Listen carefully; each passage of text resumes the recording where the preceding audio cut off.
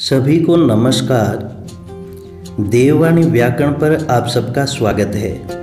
आज हम छठी कक्षा की हिंदी पाठ्यपुस्तक वसंत भाग 1 का पहला अध्याय वह चिड़िया जो कविता लेकर उपस्थित हुए हैं। इस कविता के कवि हैं केदारनाथ अग्रवाल।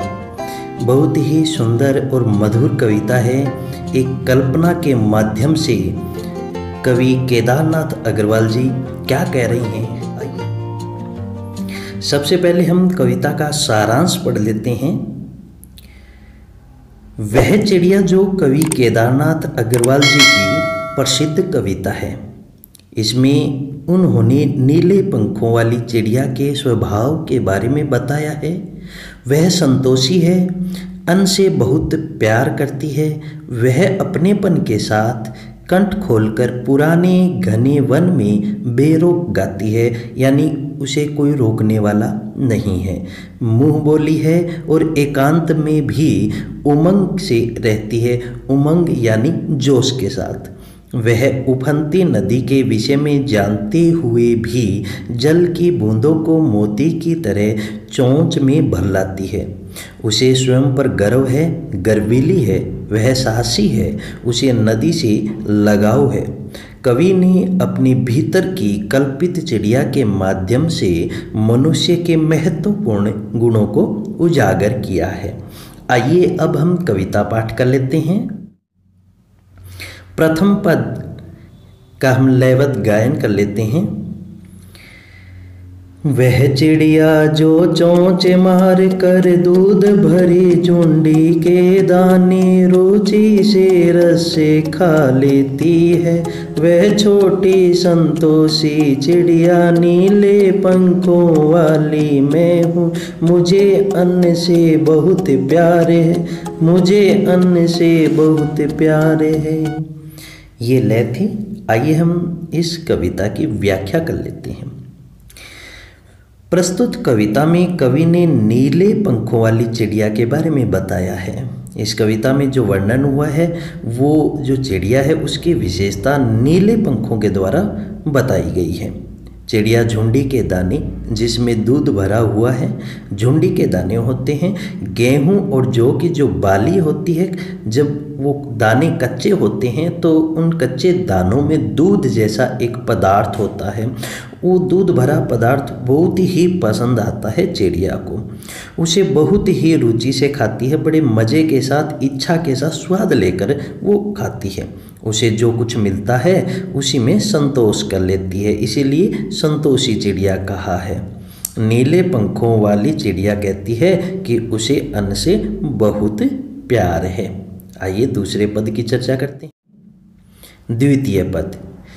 वह चिड़िया जो कंठ खोल कर बूढ़े वन बाबा की खातिर रस उंडेल कर गा लेती है।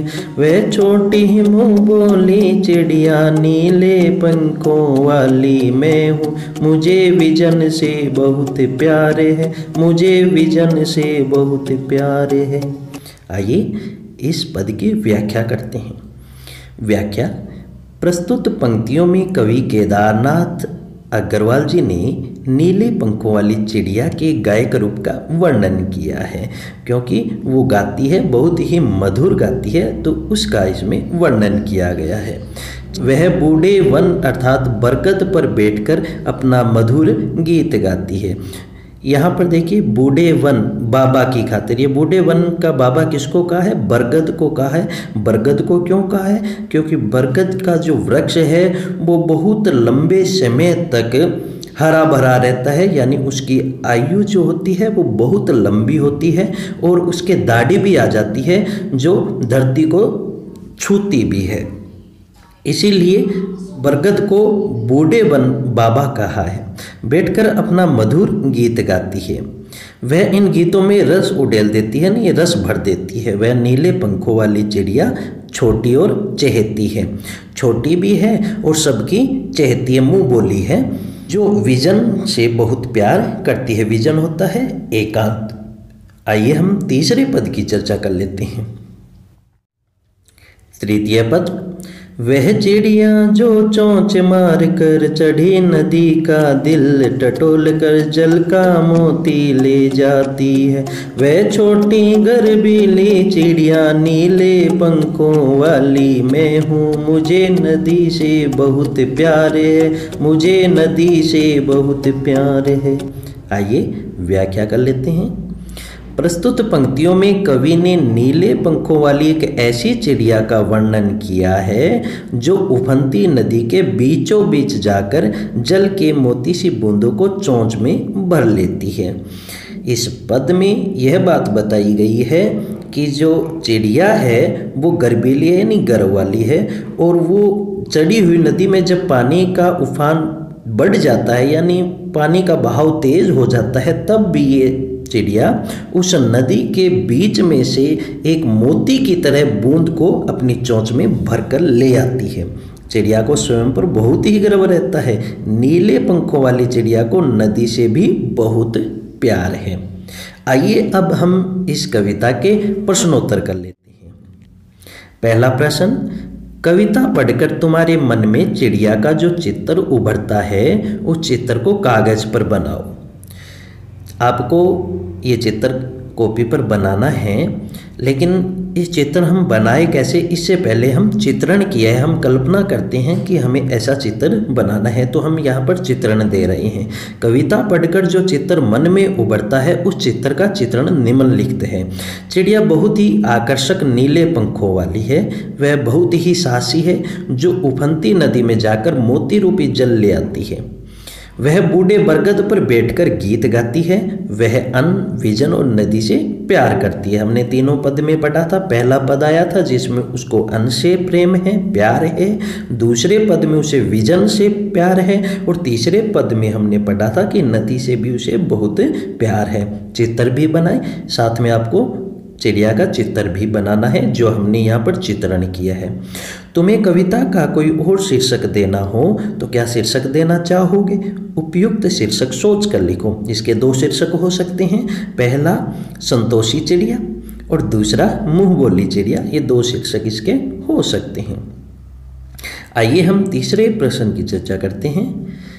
इस कविता के आधार पर बताओ कि चिड़िया को किन किन चीज़ों से प्यार है। उत्तर, कविता पढ़ने पर हमें यह ज्ञात होता है कि नीले पंखों वाली चिड़िया को अन्न, विजन और नदी से बहुत प्यार है। तीनों हम 3 पद पढ़ चुके हैं कविता के, और तीनों पद में अन्न, विजन और नदी से प्यार की बात बताई गई है। वह दूध भरे झुंडी के दानों को प्यार से खाती है। हमने ये भी चर्चा की थी। जौ और गेहूं की कच्ची जो बालियां होती है उनमें झुंडी कहा जाता है। वह बरगद पर बैठकर बहुत ही सुरीला गीत गाती है। उफनती नदी के बीचों बीच जाकर जल के मोती सी बूंदों को चोंच में भर लाती है। उसको भय नहीं होता, उसे डर नहीं लगता है। जब नदी में पानी का बहाव तेज होता है तब भी वो नदी के बीचों बीच जाकर जल के जो मोती सी बूंद है उनको अपनी चोंच में भर लाती है, इसलिए इसको साहसी भी कहा गया है। अतः चिड़िया में एक प्रकार की संतोषी प्रवृत्ति होती है, स्वभाव भी है, यानी थोड़े से में भी वो संतुष्ट हो जाती है। संतोषी इसलिए कहा गया है। आशय स्पष्ट करो। रस उंडेल कर गा लेती है। इसका आशय है चिड़िया बहुत ही मधुर स्वर में अपनेपन के साथ कंठ खोलकर पुराने घने वन में बेरोक गाती है, उसे रोकने वाला कोई नहीं है। चढ़ी नदी का दिल टटोलकर जल का मोती ले जाती है। इसका आशय इस प्रकार है, चिड़िया बहुत ही साहसी है। वह उफनती नदी के विषय में जानते हुए भी जल के मोती सी बूंदों को चोंच में भर लेती है। ऐसा प्रतीत होता है कि वह नदी के हृदय में से भी मोती निकाल लेती है। इसी प्रकार के और वीडियो देखने के लिए हमारे चैनल को सब्सक्राइब कीजिए और घंटे वाला बटन को अवश्य दबाएं ताकि आने वाली वीडियो आपको अविलंब प्राप्त हो सके। जय हिंद, जय भारत।